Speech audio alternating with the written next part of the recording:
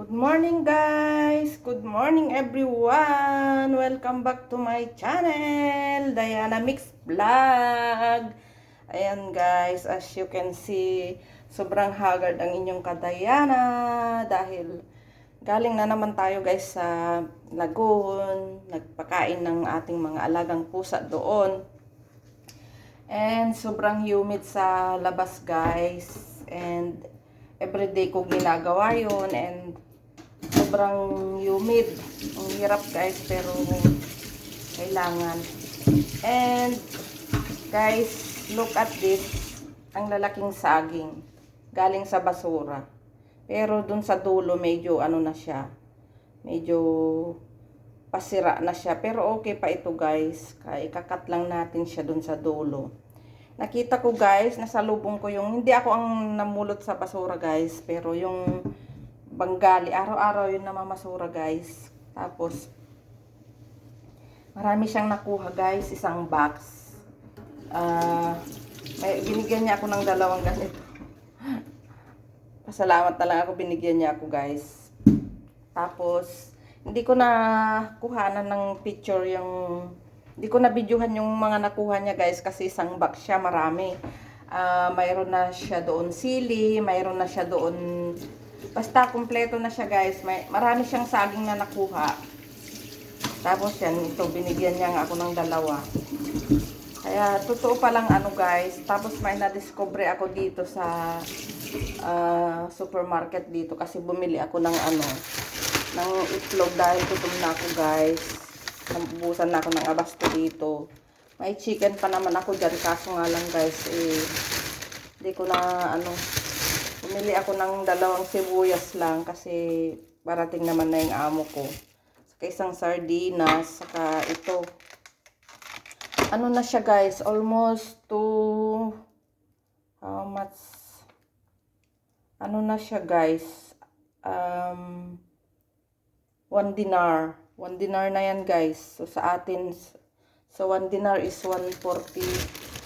Magkano ba ang palit ngayon? Ewan ko magkano ang palit ngayon. Masyadong mahal na siya guys. Pero wala gutom na ako guys Kailangan ko nang kumain. Kasi since ilang araw na akong hindi kumakain. Tinapay lang kinakain ko kasi nga sa sobrang init nga guys. Parang hindi ko na kayang dumaan sa supermarket minsan. Naunahan na ako ng katamaran, kaya yan. Ngayon, talagang gutom na ako kasi kagabi hindi na naman ako kumain. So, dumaan na talaga ako guys. Kasi siguro mamayang gabi pa uwi na rin ako sa bahay ko, sa room ko.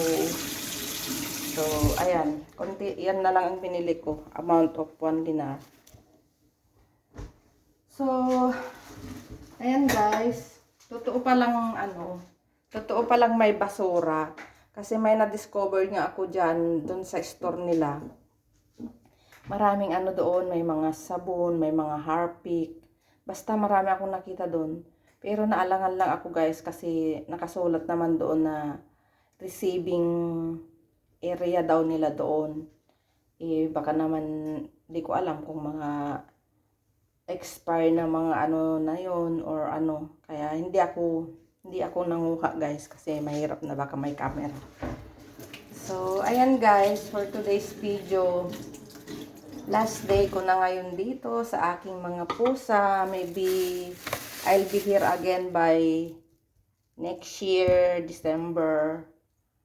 So, makikita na lang kami ulit ni Tuti ko during Thursday. Kasi once a week lang ako dito sa kanila guys.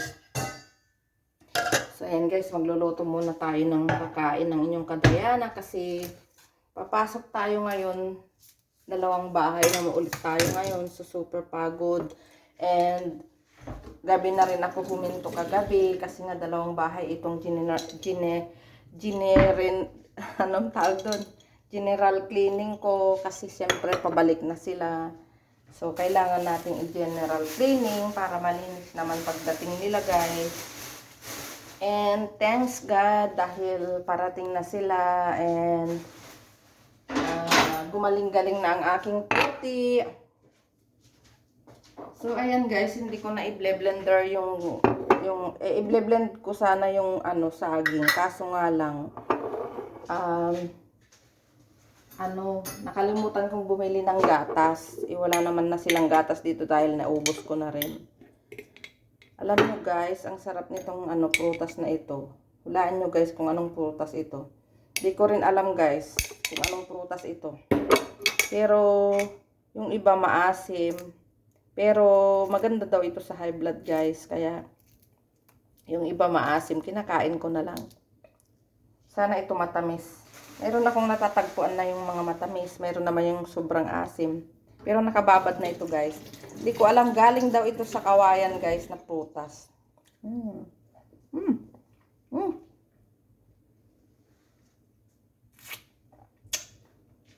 Guys, maasim.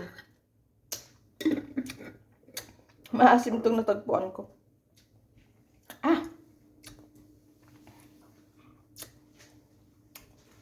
Bunga daw ito ng kawayan. Pero dahil maganda daw sa high blood. Ayoko na guys. Maasim.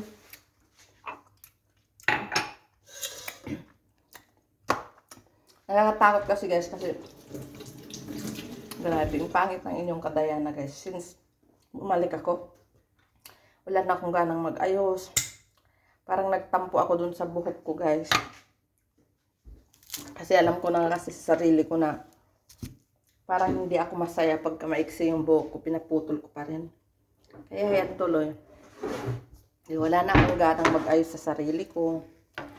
So ayan guys, magkakat tayo ng sibuyas kasi lulutuin natin guys yung itlog or yung sardinas. Yan, sardinas lang kami dito guys. Mga taga Pilipinas, sardinas lang kami. Pang breakfast yan. Dahil may tinapay naman ako guys dyan, pero nagtinapay na ako kagabi. Tinapay ang kinain ko kagabi. So, kain naman ako ng kanin ngayon guys para may lakas akong magtrabaho. Kasi dalawang bahay ako ngayon. Tapos, hindi pa ako kontento dito sa linis ko dito. I-retouch ko pa yan mamaya. Hindi ko alam kung anong oras sila darating. Pero, ang tansya ko yan na dating nila guys, mga 4 AM. 4 AM. So, ano na yun? 25, 90, 20 na yun. 20, date 20 na yun. Pero mayroon kasi yung time na ang dating nila is maaga.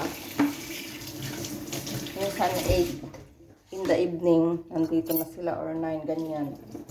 Kaya hindi ko lang sure kasi nagtitext naman yung amo ko pagka kailangan ko nang umalis dito ng ganitong oras. Pakainin, bigyan mo lang ng dinner si Toti. Ganyan naman sila guys. Kaya hindi naman ako nababother na darating sila ng surprise. Ganyan, hindi nila ako sinusurprise guys. Sinasabi nila kung ano yung uwi nila. Kaya I have nothing to worry. Kaso nga lang guys, kunti na lang yung time na pag re-retouch ko dito kasi nga hapon naman ako matatapos dito sa work. Sa mga work ko. Kaya yan. Ayaw ko naman na madatnan nila yung bahay guys na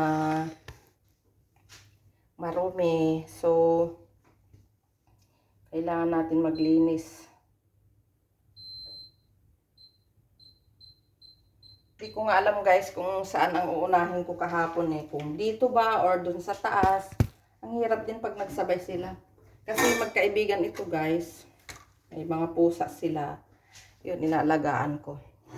Ayan guys, magluluto lang ako ng itlog. Pritong itlog with sibuyas. Pangtawid gutom lang ng inyong kadayana.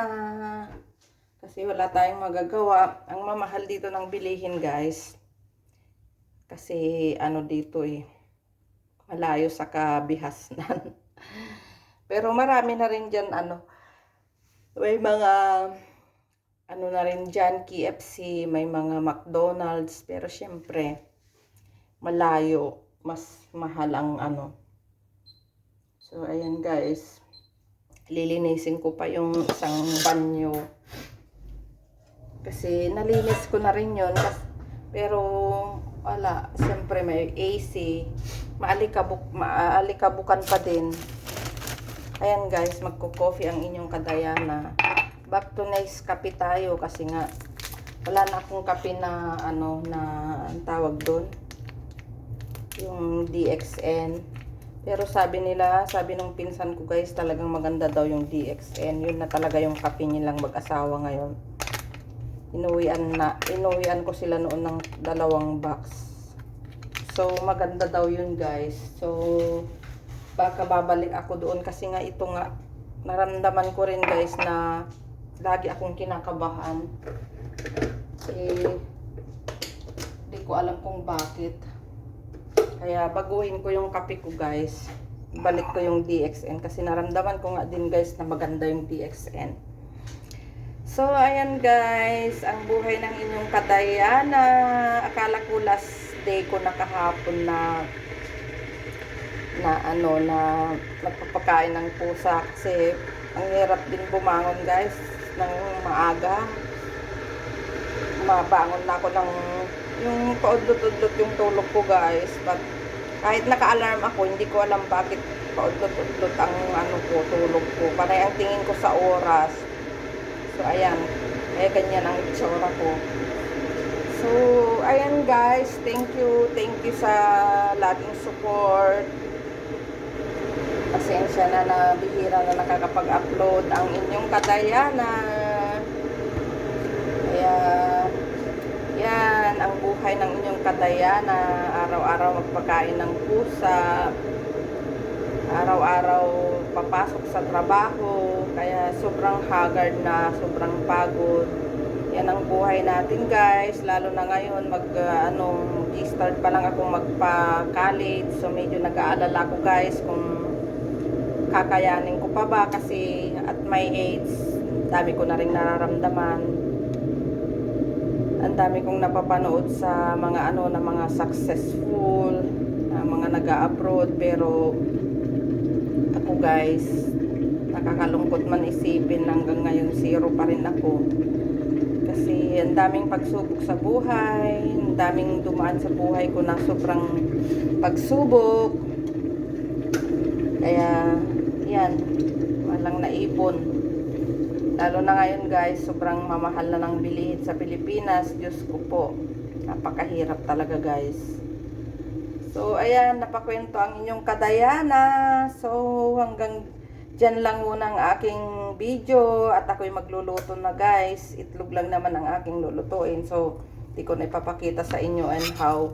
Igigisa ko lang naman yung sibuyas. Tas lalagay ko na yung sardinas. That's it. It's so simple guys.